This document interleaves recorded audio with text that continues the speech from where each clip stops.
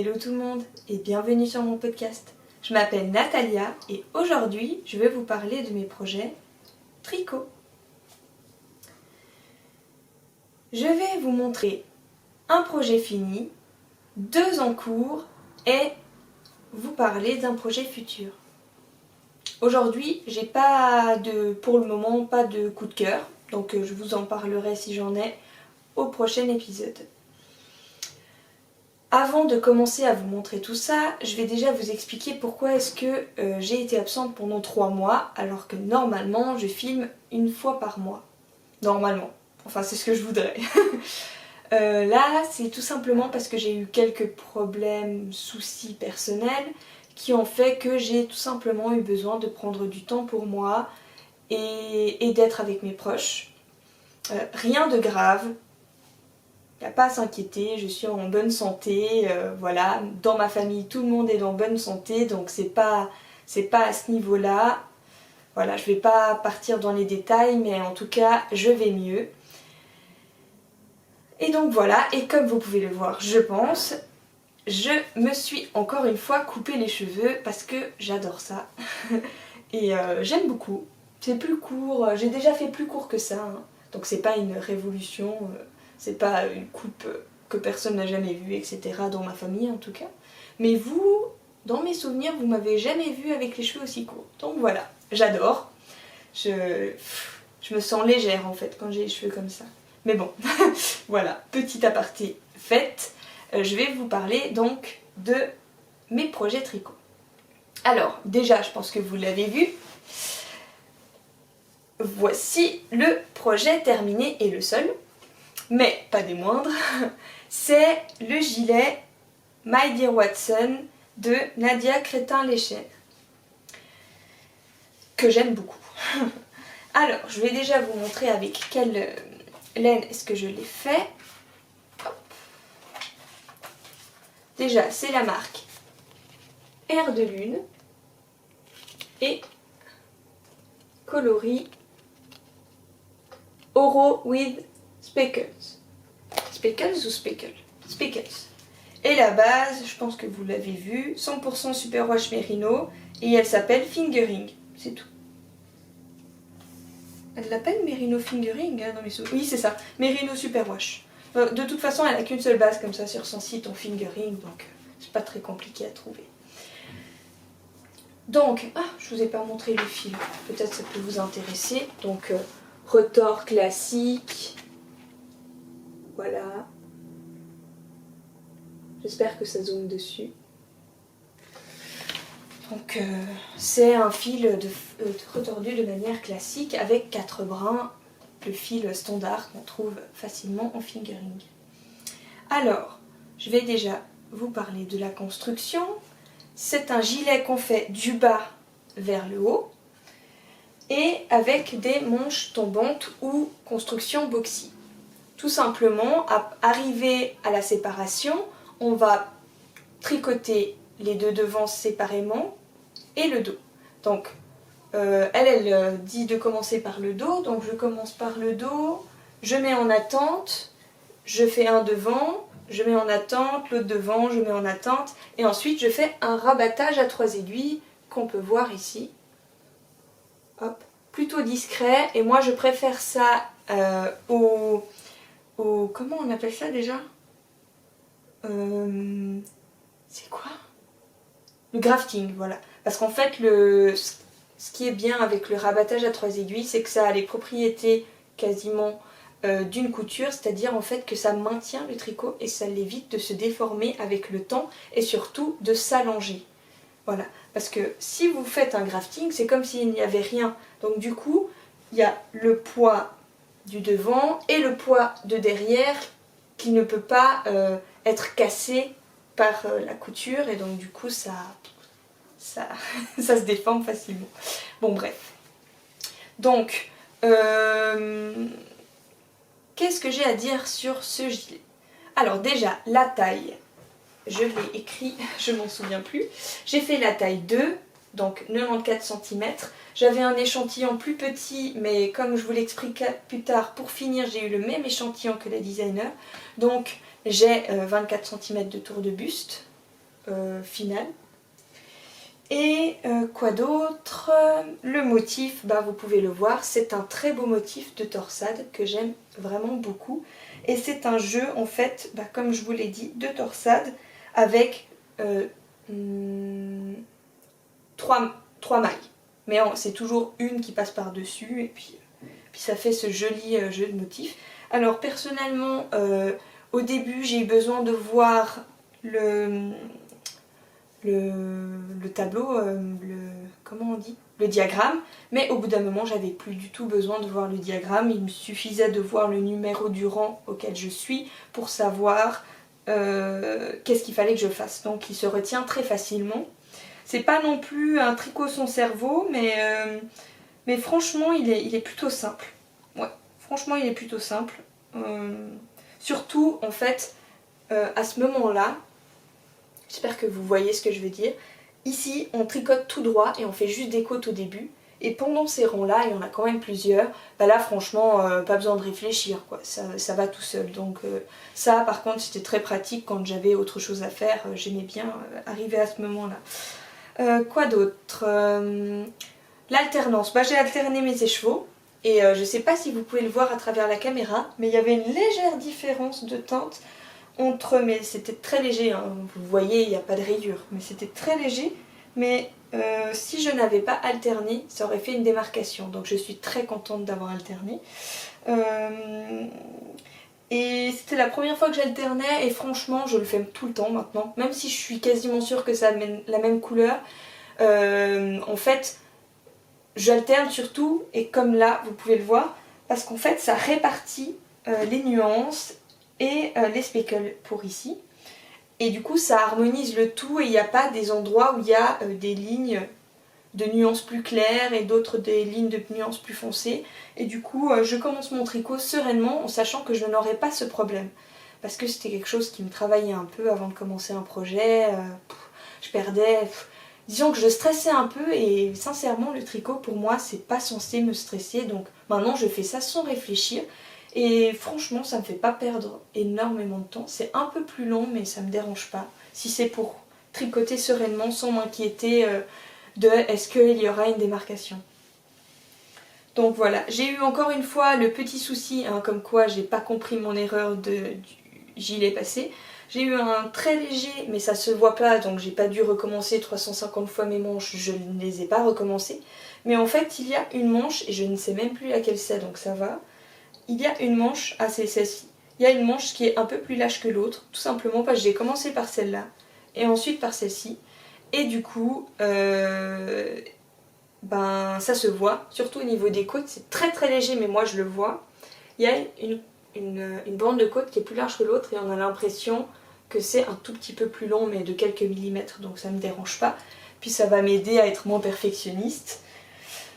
Sinon, je suis contente parce qu'en fait, ici, c'est la bordure où je changeais. En fait, il y avait 7 mailles, et ensuite la lisière, la première maille du rang. Et c'est là où j'alternais les fils, et sincèrement, je suis très fière de moi parce que ça ne se voit pas. La maille n'est pas détendue ou trop serrée. Donc je suis plutôt contente.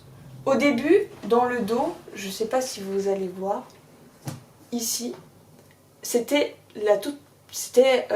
vu que j'ai commencé par le dos, c'était une phase d'apprentissage pour bien gérer sa tension dans cette maille-là qui se voit. Donc du coup, moi qui ai tendance à tricoter serré, j'avais peur de trop serrer, du coup, bah, ça fait une maille trop lâche. Donc pour devant, et ben, je ne me suis pas préoccupée de ça. J'ai juste pris le fil de manière lâche pour la première maille, et ensuite j'ai tricoté la deuxième maille, et à partir de la deuxième maille, j'ai serré pour que la maille d'avant, elle soit serrée sur l'aiguille. Mais du coup, vu que c'est déjà enroulé 2 fois, ça va pas serrer le fil qui est raccroché au rang, 2 rangs en dessous. Je sais pas, vous m'avez compris. Donc du coup, ça me permet de gérer mieux ma tension. Et ça, vous pourrez le voir aussi avec mon nouveau projet parce que ça ne se voit pas. Et ça, je suis plutôt contente. Sauf des fois, mais bon, ça m'aide à être moins perfectionniste. Donc, qu'est-ce que j'avais à dire d'autre sur ce gilet ? J'ai fait... Ah oui, voilà. Excusez-moi, hein, je suis obligée de lire sinon j'oublie la moitié. J'ai mis plus de boutons. Voilà, je vous le montre debout comme ça. J'ai mis plus de boutons. J'ai mis un bouton de plus alors que j'ai fait le gilet plus court. J'ai fait le gilet 10 cm plus court et j'ai fait un bouton de plus. Simplement parce que quand je regardais les photos du gilet, et c'est d'ailleurs ce qui fait que ça m'a pris autant de temps avant de le faire parce que ça faisait quand même un petit moment que j'avais ce gilet à l'œil. Simplement, je trouvais qu'il y avait trop d'espace entre les boutons et qu'elle proposait des boutons trop gros et du coup je trouvais pas ça très beau. Pour moi, hein, ça reste mes goûts.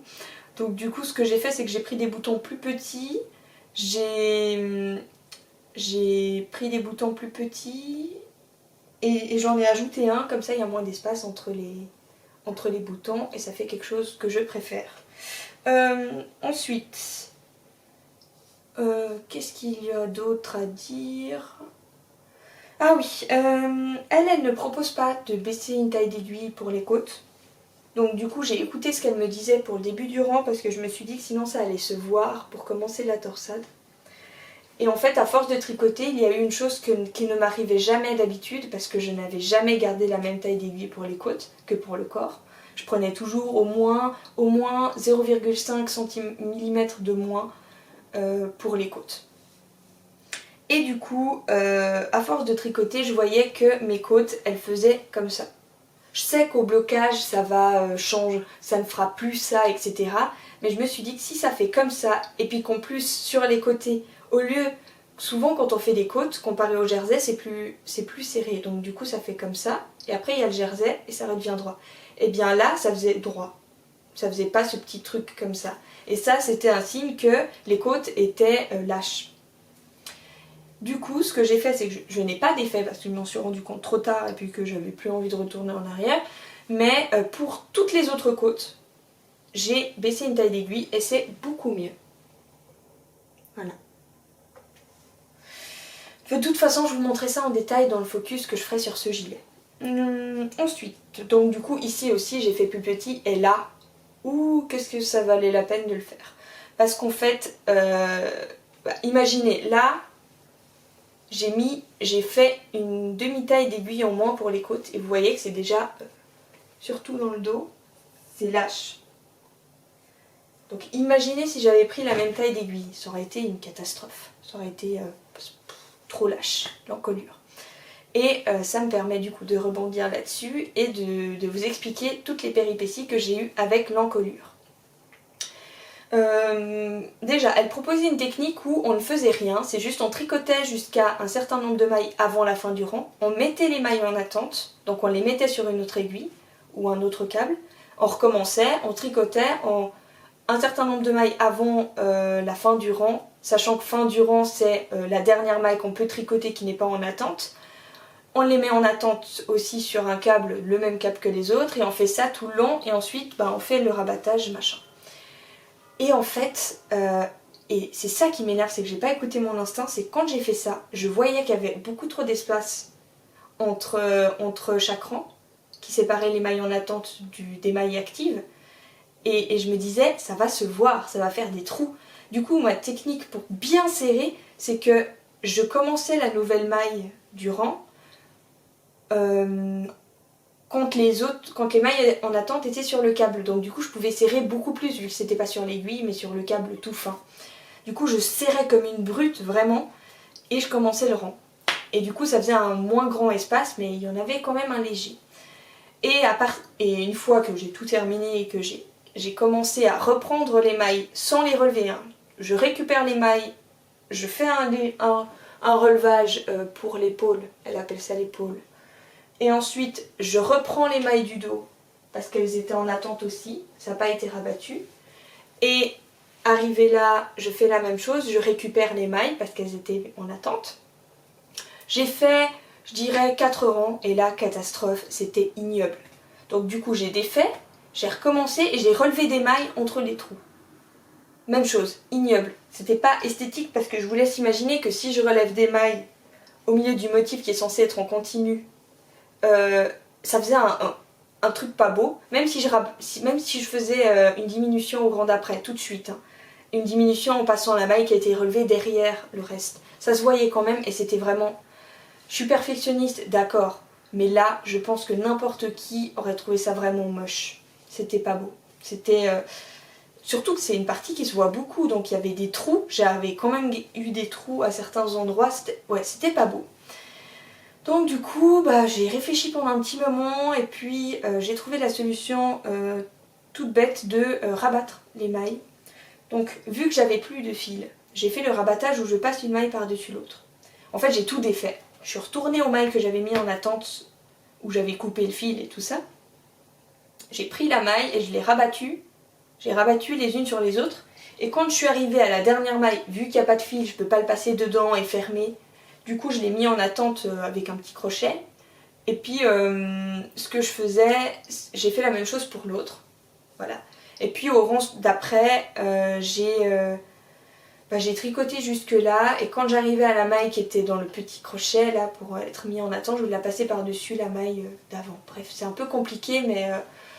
De toute façon, je vous conseille pas de faire ça parce que je pense que vous pouvez le voir. Je vais m'approcher. Il y a une légère démarcation. Vous le voyez, je pense.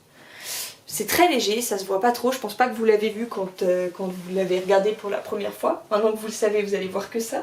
Moi, ça va, ça me dérange pas. C'est bien. Ça m'aide dans le chemin ou dans mon apprentissage ou dans mon acceptation de la non-perfection. Parce que je suis un petit peu trop perfectionniste sur les bords et donc du coup ça va m'aider à aimer ce gilet malgré le petit détail qui n'est pas parfait. Moi je vous conseille de faire comme la plupart des gilets, c'est-à-dire qu'au lieu de les mettre en attente, vous les rabattez tout de suite.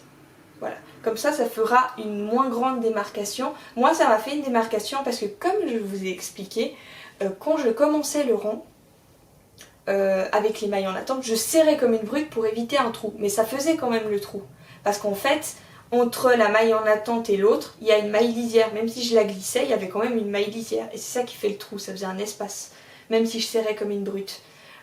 Donc du coup si vous rabattez directement de façon souple, vous n'aurez pas cette démarcation parce que il faut voir ça de près, mais quand on regarde ça de près, la démarcation c'est pas le relevage mais c'est le fait que la maille endroit, elle est plus serrée. Voilà. Là, par exemple, j'ai pas serré comme une brute parce que c'était au début avant que je m'en rende compte. Et vous voyez que c'est en continu. On voit même pas où est-ce que j'ai le relevé. Alors que là, oui, parce que j'ai commencé à serrer comme une brute. C'est pas grave. De toute façon, je vous laisse imaginer au moment où je m'en suis rendu compte. Oula, je suis toute bleue. Ouh. Ouais. Au moment où je m'en suis rendu compte, voilà, ça a arrêté d'être bleu, ça faisait bizarre. Bon, je pense que vous avez dû le voir aussi, mais c'est pas grave. Au moment où je m'en suis rendu compte, j'avais déjà fini tout. J'avais tout rabattu et j'avais fini une manche et j'avais commencé la moitié de l'autre, une partie de l'autre, jusque là. Donc ça vous dire que s'il fallait que je retourne en arrière, il fallait que je défasse jusque là, que je défasse une manche entière, un tout petit bout de manche, relevé quand même, et que je défasse jusque là même mon rabattage à 3 aiguilles et même le dos. Ah non, le dos, non, pas le dos, mais ça fait quand même pas mal de boulot quoi. Donc du coup, je vous avoue que il a traîné ce gilet. Ça faisait 3 mois que je l'avais sur mes aiguilles et je commençais à en avoir marre. Et comme avec le gilet Aube, j'ai senti que si je faisais ça, je pense que j'allais l'abandonner pendant un petit moment. Et ça, non, j'avais pas envie. J'avais envie de le finir, j'avais envie de le porter parce que j'avais envie de porter cette couleur et que je n'en avais pas dans ma garde-robe. Donc voilà, j'ai fait comme ça me plaît et il est beau quand même. Et cette construction, franchement, elle me va. Je trouve qu'elle me va très bien. Elle me va mieux que la construction raglan. Puis je l'aime bien, elle est confortable, elle est super. Franchement, je suis très contente de ce gilet.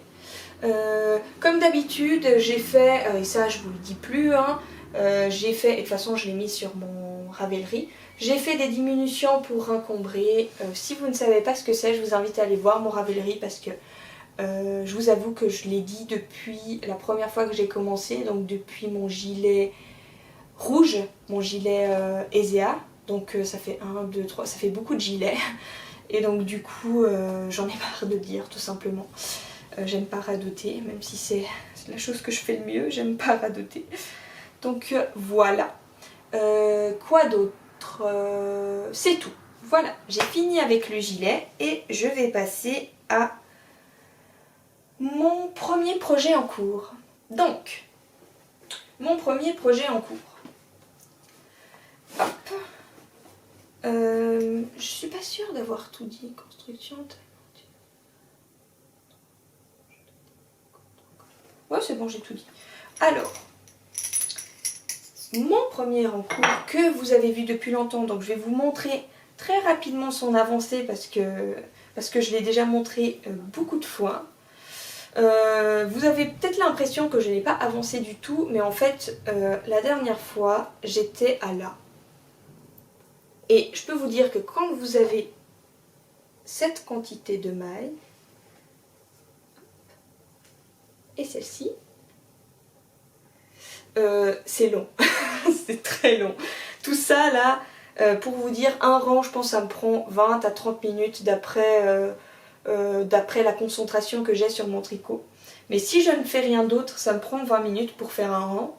Donc là, je pense que j'ai dû faire une dizaine de rangs, donc voilà. Je vais pas faire le calcul parce que je vais mettre la honte de ma vie, mais vous avez une idée.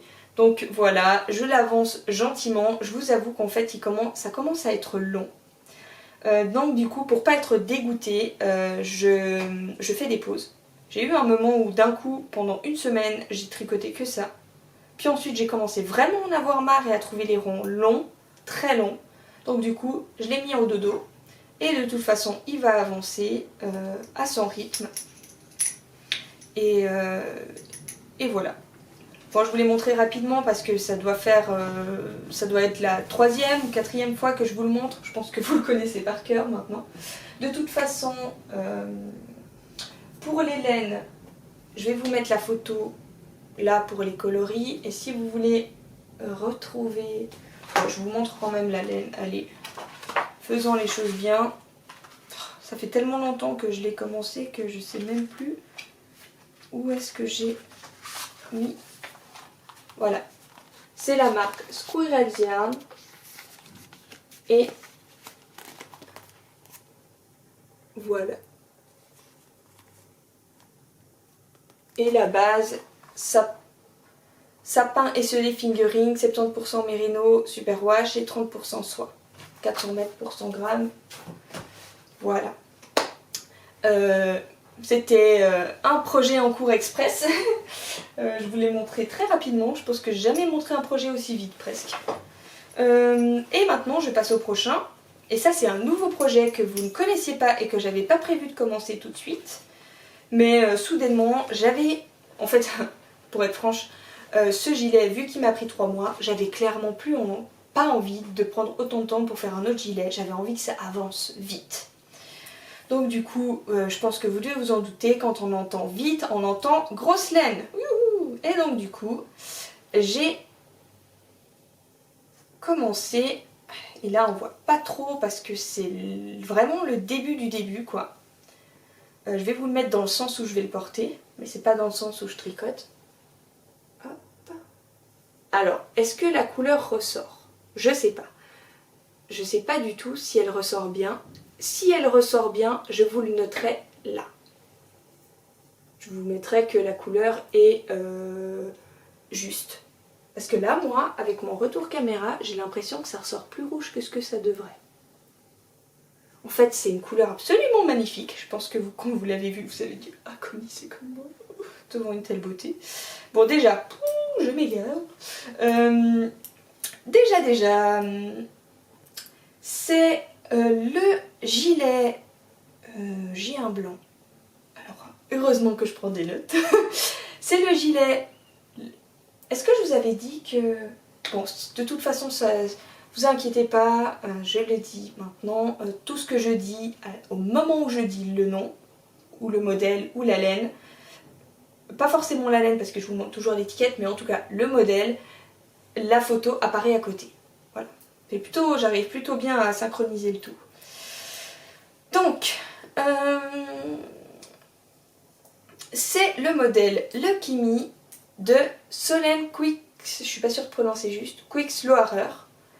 Et ça a été fait, ou c'est fait plutôt, avec les laines de la marque Pâte de Velours. Et c'est la base Féline Deca Twist. Féline Deca Twist, 100% Merino Superwash, coloris Terre de Sienne. Et je sais pas si vous vous souvenez, si vous êtes quelqu'un qui vient régulièrement et qui me suit depuis longtemps, vous devez peut-être savoir quel coloris c'est.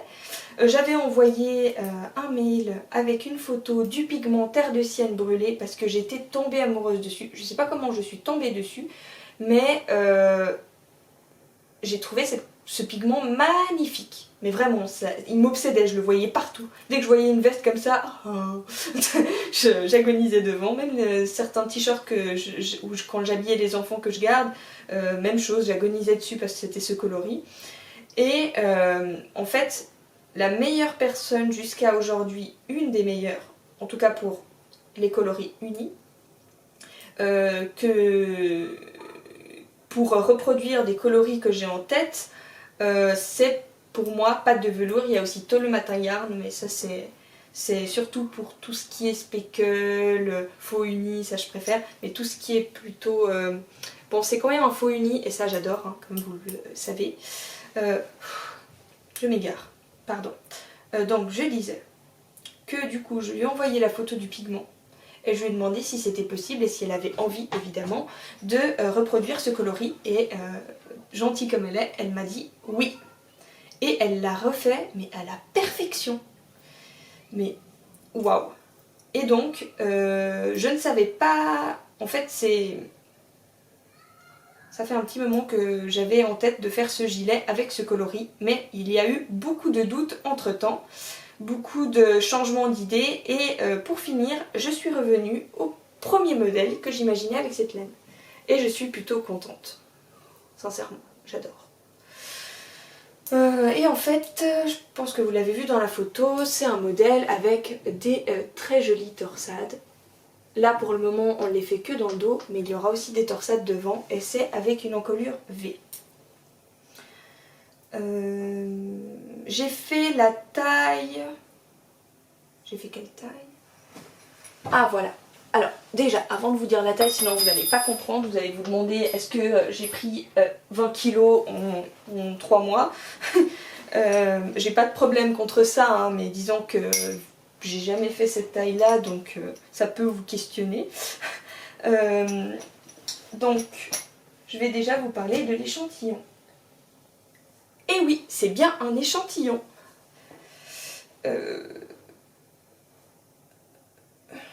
Je sais plus, oui c'est comme ça. Ouais. Hop. Voilà. J'adore cette couleur. Je vous mettrai, hein, de toute façon je vous mettrai si la couleur est juste. Et donc, j'ai fait un échantillon 2 fois plus grand parce que je sais pas si vous avez suivi les autres podcasts, mais en tout cas, si vous l'avez fait, vous avez dû m'entendre dire régulièrement que j'avais des soucis avec mon échantillon qui n'avait jamais le même nombre de mailles que mon projet. Ça avait rien à voir. Et du coup, à quoi ça sert de se baser sur un échantillon si qu'une fois que tu tricotes, bah ça n'a plus rien à voir. Comme l'autre, comme je vous avais dit, sur mon échantillon c'était 25 mailles et sur mon projet j'avais 24.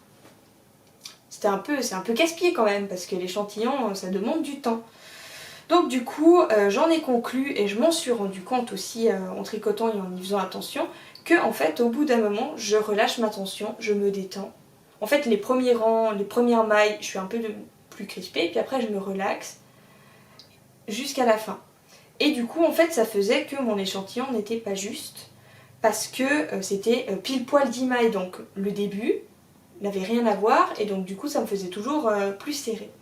Donc ce que j'ai fait c'est que j'ai fait le même nombre de mailles pour le point mousse etc. Et j'ai pris le nombre de mailles qu'elle demande dans son échantillon. Par exemple elle c'était 18 mailles. Mais moi je savais que je voulais avoir un échantillon de 22 mailles parce que c'est de la déca, je vous expliquerai tout de suite après. Et du coup j'ai fait 22 x 2, 44 et j'ai ajouté 3 de chaque côté. Voilà. Donc au total 50 mailles. Et c'était plutôt rapide. Et c'est juste. J'ai le bon échantillon, ça n'a pas changé en tricotant pour le moment en tout cas. Et donc je tricote ce projet, attention, préparez-vous, en 3,25. 3,25 avec de la DK, voilà. Et en fait, j'ai fait un premier échantillon. Et avec ma méthode normale où j'enroule une fois autour du petit doigt. Et j'avais 17 mailles en DK en 3,25. Il y avait un léger problème de tension quand même. Parce que moi je me voyais pas tricoter avec des aiguilles que j'utilise pour les chaussettes de la DK. Parce qu'il fallait que je descende en 2,5 je pense pour avoir le bon échantillon. Ce qui n'est pas possible. Enfin échantillon que je voulais. Ce qui n'est pas possible. Donc du coup j'ai décidé de changer ma méthode de tricoter parce que je commençais à me relâcher beaucoup trop. Mais j'ai pas changé, je continuais la méthode continentale, mais tout simplement, au lieu d'enrouler une fois autour du petit doigt, j'enroule 2 fois autour du petit doigt. Et donc du coup, évidemment, le fil vient moins rapidement, à moins de mou, donc je tricote plus serré. J'ai refait un autre échantillon, celui-là. Enfin, j'ai défait l'autre et j'ai recommencé. Et là, avec des aiguilles 3,25, j'avais 21 mailles ou 20,5 mailles. Donc, ça m'a convenu. Sachant que j'ai regardé sur Ravelry pour voir, et avec de la DK, avec le métrage que j'ai, parce que c'est une grosse DK, je sais plus exactement, c'est une DK qui a 230 mètres pour 115 grammes, donc à peu près 200 mètres pour 100 grammes. Et du coup c'est une grosse DK, ce qui fait que c'est un peu normal que je puisse pas avoir 22 mailles, parce que je pense que 22 mailles c'est quand on a une DK plutôt fine. Donc bref, tout simplement, qu'est-ce que j'avais à dire? Pourquoi est-ce que j'ai dit tout simplement? Je ne sais pas. C'est tout. C'est tout. Donc voilà, j'ai fait l'échantillon, j'ai beaucoup réfléchi pour savoir quel gilet, quelle taille j'allais faire. Et j'ai pour finir décidé de faire la taille M2, la taille 104 cm, pour du projet qui est fait en aran et qui a 18 mailles pour un certain nombre de rangs, donc du coup j'avais pas du tout le même échantillon. Donc du coup quand on fait une règle de 3, je finis avec un nombre de mailles de 89, avec des virgules qui se rapprochent beaucoup de 90, donc je vais dire 90, c'est comme 89,91 cm, donc 90 cm quoi. 90 cm d'aisance au niveau de la poitrine, et comme je pense vous le savez, j'ai une poitrine plutôt volumineuse et le reste du corps plutôt fin, donc du coup je mets jamais vraiment d'aisance sur la poitrine, parce que si par exemple j'avais fait la taille 109, j'allais avoir 95 cm de tour de poitrine, donc 6 cm d'aisance avec la poitrine, sachant qu'elle a 10 cm de plus que mon tour de haut de buste. Ça voudrait dire que j'avais presque un boxy quoi, 10 cm d'aisance là et sur le reste du corps, ce qui aurait fait beaucoup trop. Par exemple ici j'ai 94 cm d'aisance. En fait voilà, ce qui me faisait douter, c'est que j'ai toujours un échantillon, je tricote toujours un tout petit peu plus lâche sur mon projet, parce qu'il y a beaucoup plus de mailles. Maintenant que j'ai fait un plus grand échantillon, je me rapproche de ce que j'ai avec mon projet, mais après blocage, j'ai pris aussi en compte que avant blocage j'avais 21 mailles et après blocage j'avais 20,5 mailles pour 10 cm. Donc du coup ça s'est un peu élargi, sachant que c'est juste un échantillon de cette taille-là, je vous laisse imaginer sur un pull. Et j'avais eu cette mauvaise expérience avec mon autre gilet Acer qui s'était élargi, impressionnant. Donc du coup je me suis dit bon c'est de la DK, elle va se détendre, parce que j'ai déjà fait l'expérience et ça se détend quand même 2 cm ou 3 cm de plus. sachant quand même que dans l'autre gilet, j'avais tricoté un peu déjaugé parce que ma tension s'est détendue en tricotant. Donc là, même si j'ai un échantillon plus serré, sachant que c'est de la déca et de la grosse laine, de toute façon ça va se détendre, c'est normal. Donc du coup, au moins de 1 ou 2 cm. Donc j'ai quand même décidé de faire la taille 104 cm et j'aurai probablement à peu près la même chose, la même aisance de tour de buste. Voilà. C'était tout un calcul. Donc je suis plutôt satisfaite. De toute façon, je me suis dit, bon, si mon projet est trop serré, comment est-ce que je vais le savoir? Je vais le tricoter et une fois que j'aurai séparé les manches, je vais l'essayer et je vais calculer combien de centimètres il y a avant de réussir à toucher. Si j'arrive à toucher déjà à ce moment-là, bah là c'est bon, je termine parce que je sais que ça va être avec la bande de boutonnage, ça va aller, je vais pouvoir le porter avec de l'aisance. Si je touche pas, je vais calculer combien de centimètres j'ai d'espace et je vais faire des calculs pour savoir si ça va jouer ou pas. En espérant que ça joue quand même. Bon, après c'est de la déca donc c'est pas la fin. Et c'est tout. C'est tout. Pour les côtes. Pourquoi est-ce que j'ai écrit côte? Ah oui. En fait, je pense que vous l'avez vu dans le modèle, elle propose d'avoir du jersey pour la bande de boutonnage. Et moi, là, je vais vous mettre une photo de Ambion, qui est une personne qui fait des podcasts que je trouve très intéressants et que j'aime beaucoup,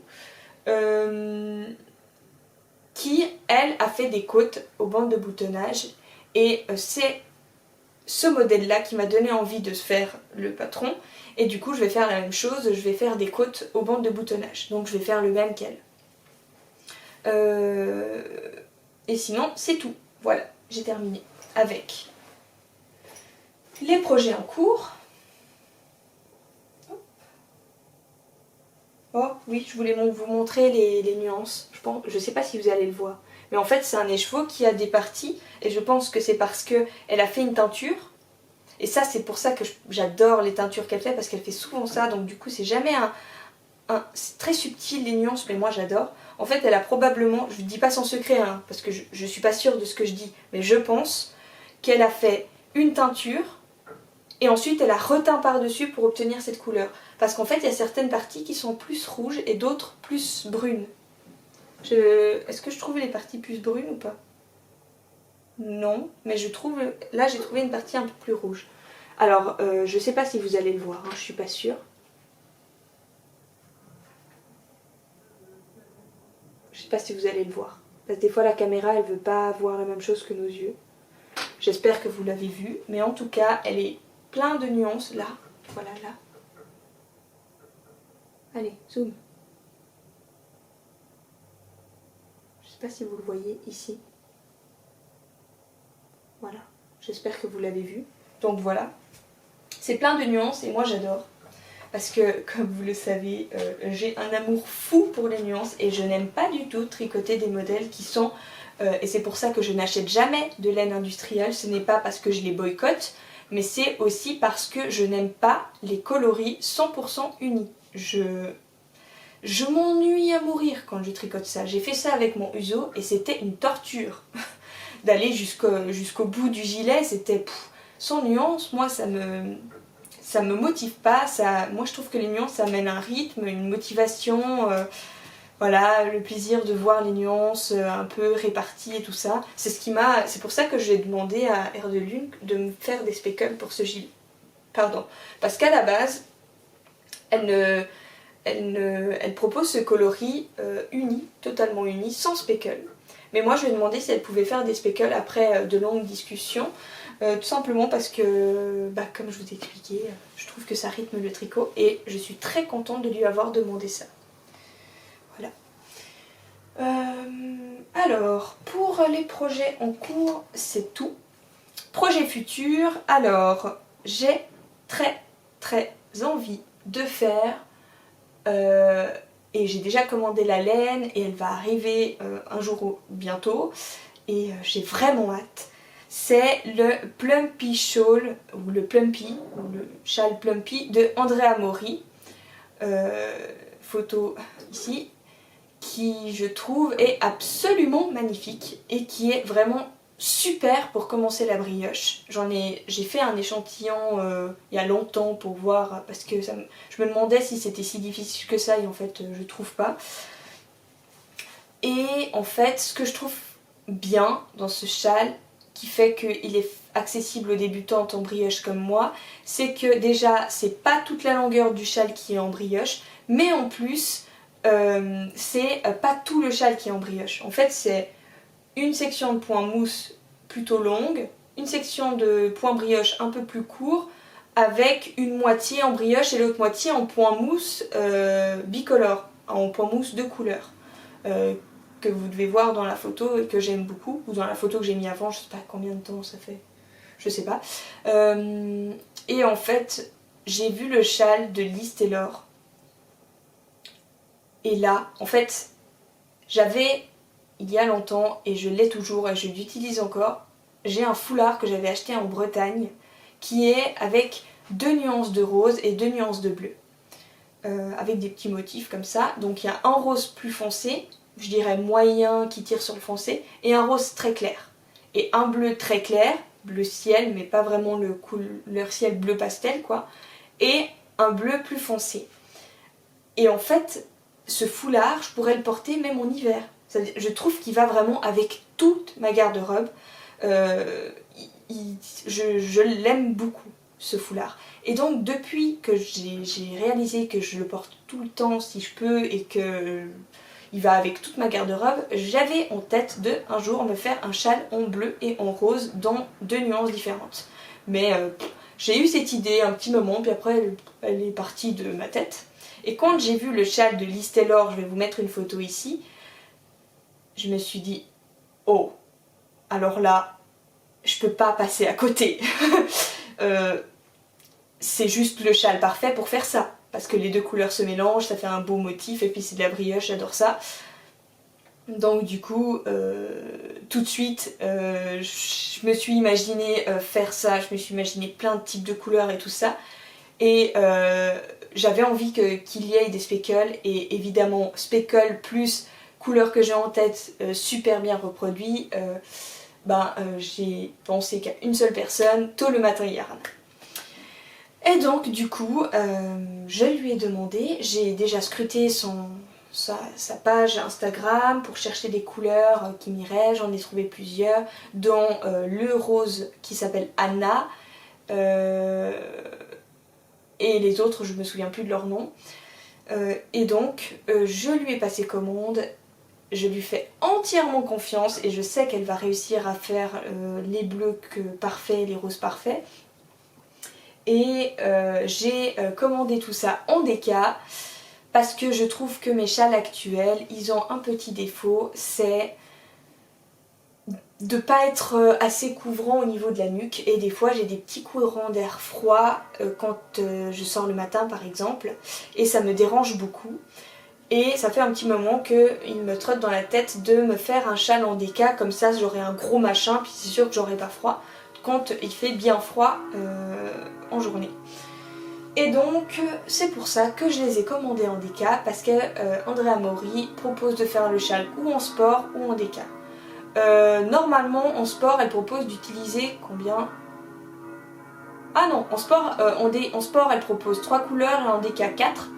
Et moi j'ai respecté son truc, je vais faire en 4 couleurs, mais je vais pas du tout faire ce qu'elle imaginait, c'est-à-dire elle imaginait un coloris contrastant pour tout le châle, et un coloris de base pour tout le châle, et des coloris contrastants dégradés tout le long du châle. Et moi en fait, moi j'avais en tête le châle que je voulais et c'est tout. Donc du coup je vais faire au début le bleu foncé avec le rose clair, ensuite le rose clair tout seul pour le pan mousse, ensuite rose clair, rose foncé,